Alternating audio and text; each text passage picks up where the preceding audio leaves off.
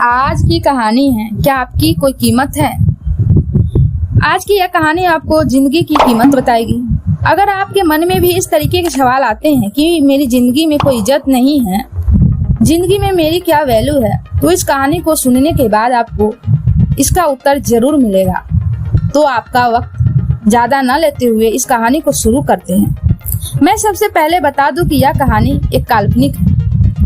दोस्तों, एक बार की बात है, एक बार एक भक्त अपने आराध्य ईश्वर की प्रार्थना कर रहा था। प्रार्थना करते करते वह रो रहा था और उसने कहा कि मेरी जिंदगी में कोई कदर नहीं है, मेरी जिंदगी में कोई वैल्यू नहीं है, मेरा बुरा वक्त चल रहा है, कृपया मुझे कोई रास्ता दिखाए। तो भगवान ने उसकी सुन ली और उसको एक पत्थर दिया, लाल चमकदार। जी हाँ, लाल चमकदार पत्थर। भगवान ने कहा कि जाओ और इसकी कीमत पता करके आओ, लेकिन तुम इस पत्थर को बेच नहीं सकते।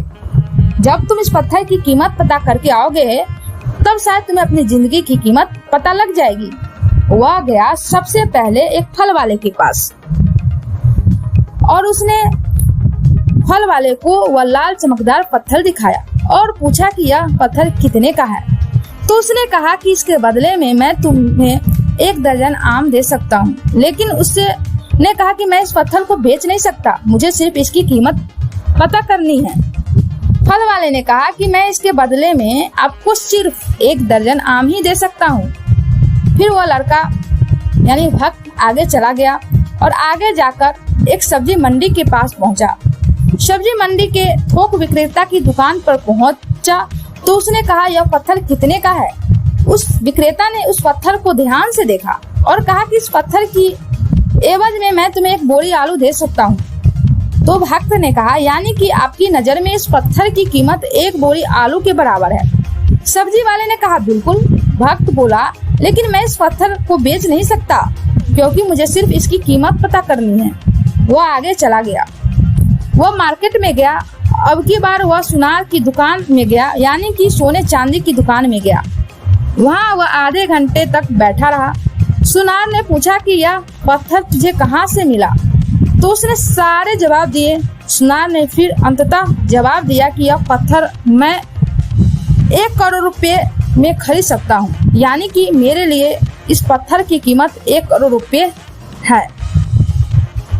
लड़का यानी भक्त चौंक गया, लेकिन उसने कहा कि मैं इस पत्थर को बेच नहीं सकता, मेरी मजबूरी है, मुझे सिर्फ इसकी कीमत पता करनी है। सुनार ने कहा कि मैं तुम्हें इस पत्थर की कीमत 2 करोड़ रुपए दे सकता हूँ। वह कहते हैं ना कि हीरे की परख जोड़ी को होती है, वही बात थी। फल वाला और सब्जी वाला क्या जाने। सुनार ने आखिर कहा, तुम यह पत्थर मुझे दे दो, लेकिन भक्त ने कहा कि नहीं, मैं इस पत्थर को बेच नहीं सकता। अब वह हीरे के बहुत बड़े व्यापारी के पास जाता है और उस पत्थर की कीमत पता करता है।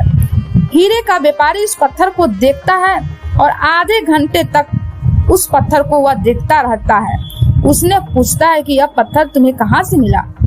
भक्त बोला कि पहले आप मुझे बताओ कि इसकी कीमत क्या है। हीरे का व्यापारी कहता है कि मैं क्या कीमत बताऊं जो बेशकीमती है। यह एक बहुत मूल्यवान रत्न है जिसकी अभी तक कोई कीमत नहीं है, इसका कोई मूल्य नहीं है। वह उस लाल चमकदार पत्थर को नमन करता है और लाल कपड़े में रखता है और वापस वही बात कहता है कि इसकी कोई कीमत नहीं है, यह बेशकीमती हीरा है। इस दुनिया में जितने भी हीरे हैं उन सब में कीमती रत्न है। अब वह वापस जाता है और भगवान से कहता है कि आप बताइए मुझे कि मेरी जिंदगी की क्या कीमत है। तो भगवान ने उससे कहा कि तुम गए थे एक फल वाले के लिए, इस पत्थर की कीमत अलग थी, और एक सब्जी वाले के लिए इस पत्थर की कीमत अलग थी, और सुनार के लिए इस पत्थर की कीमत अलग थी, और हीरे के व्यापारी के लिए इस पत्थर की कीमत अलग थी। तो यही बात तुम्हारी जिंदगी में भी लागू होती है, यानी कि तरह तरह के लोगों के लिए तुम्हारी वैल्यू अलग अलग है। तुम्हें अपने आप को निखारना है और अपने आप को संभालना है, अपने आप को बेहतर करते जाना है। जैसे जैसे तुम हीरे को बेचने के लिए आगे बढ़े, वैसे वैसे तुम्हें खुद को संवारने के लिए आगे बढ़ते जाना है।